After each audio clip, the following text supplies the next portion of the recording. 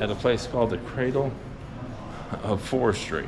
This would be a great stop if you have kids. This forest was actually clear cut, from what the guy at the shack was saying, in the late 1800s. So all of the growth that we see in this forest, it's not old growth. I'm sure there's still some old growth out here, but a lot of it's young growth. We're going to take a trip down this walking trail, and on this trail are some of the original lumber stuff. There is a fee also to get in and do the walking around. You get a little sticker to put on there. I think it's like $6 per person unless you have a state park annual pass, then it's only $3.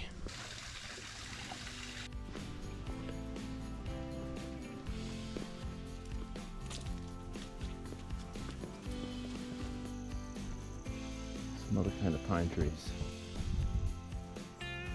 And look at the colors coming in.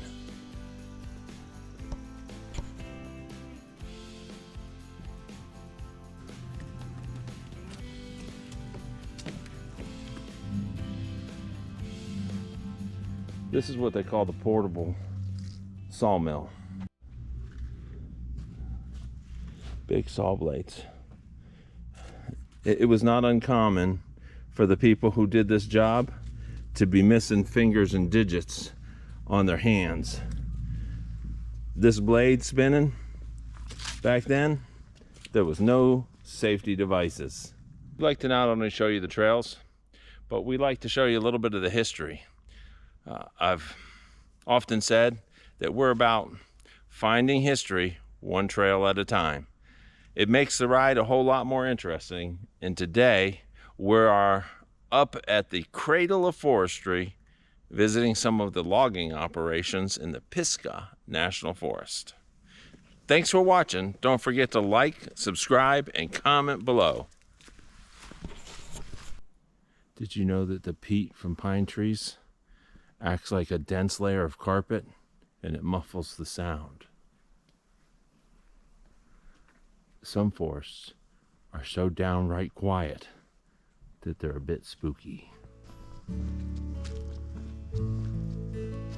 They used to pull logs by narrow gauge rails, and they used old steam locomotives to do that.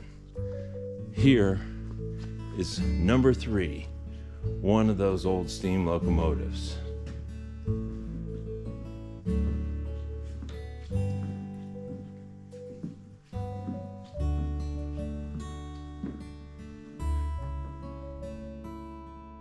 All aboard!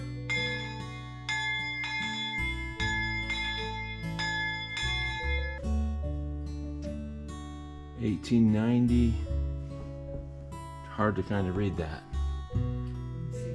Climax Manufacturing Company.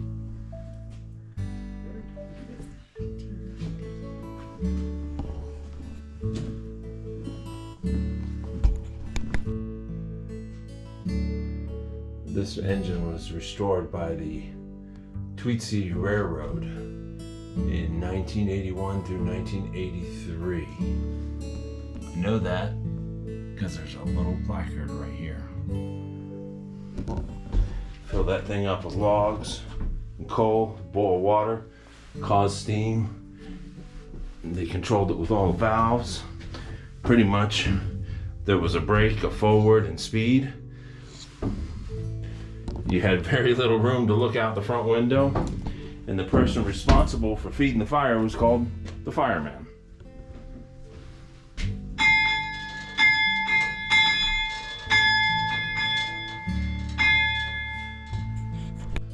Once they cut the logs, they'd bring them over here, and this crane would load them up onto the cars, timber cars. A real workhorse.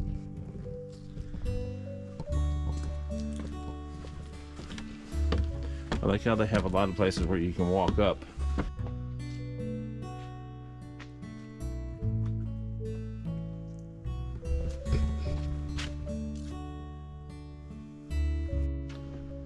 They call it narrow gauge because it's a little more narrow than your average train tracks.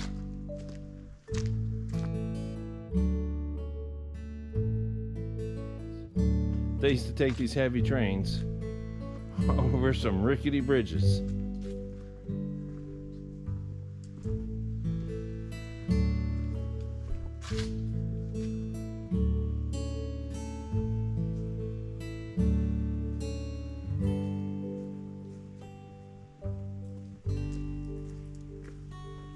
So you think driving on these roads is crazy?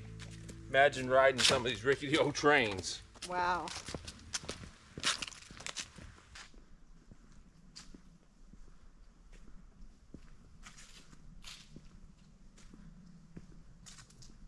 Steep slopes with thin layer of mountain topsoil were not well suited for farming, and often only apple trees or daffodils remain to attest the farmers' hard struggles.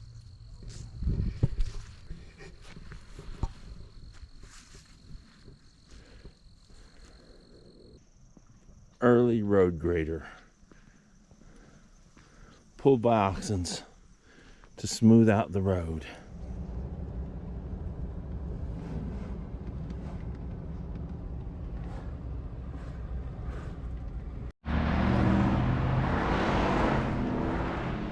That is one nice Jeep.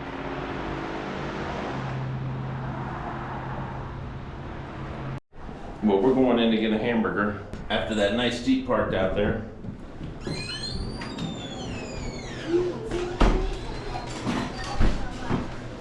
So what year is that Jeep? 75. 75, you okay with being on Oh camera? yeah, it's 1975. How long have you had it? About 8 or 10 years. Oh, nice, nice. 360 V8. Board 40 over, so it's a 400. Say that one more time.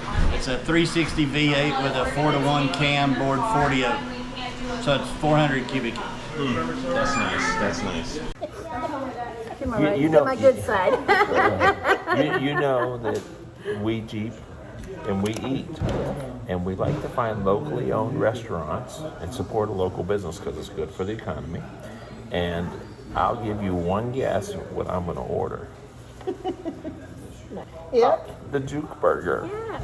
What kind of burger is that? That's not the smash burger. Oh, it's two different things. Okay. The smash burger is different from the Juke burger. Smash Okay. burger's got pimento cheese, lettuce and tomato and mayo, and it's two thin patties. The Juke burger is just one single patty and it has bacon, chili, cheese, and salt on it. Smashed burger and French fries. Take a look at that. It's got curly. curly fries. Yeah, it's cute. Oh yeah, that's good. That's good. Let's eat. Yep. Heavenly Father, Lord, I thank you for this food. Please bless it from Shabbat, and thank you in Jesus' name. There is pimento cheese underneath there. French fries.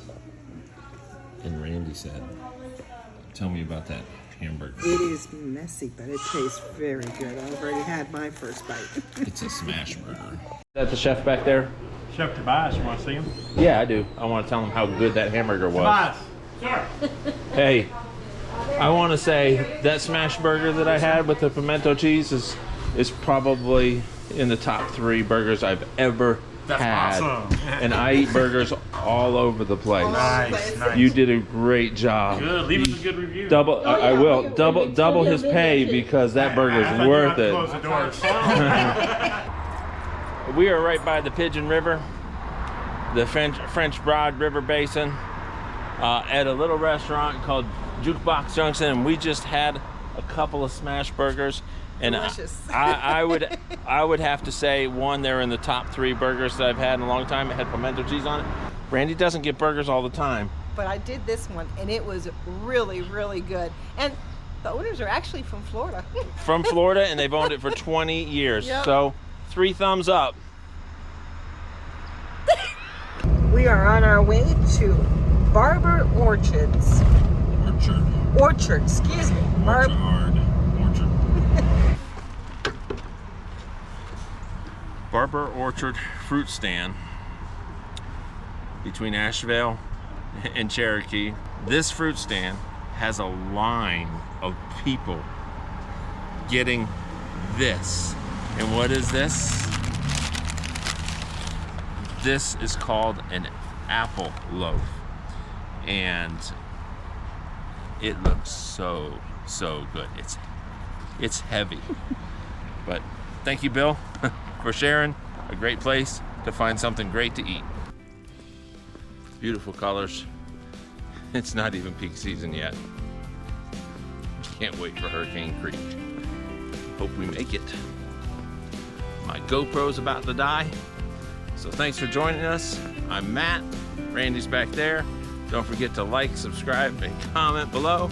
We'll see you on the next trail ride.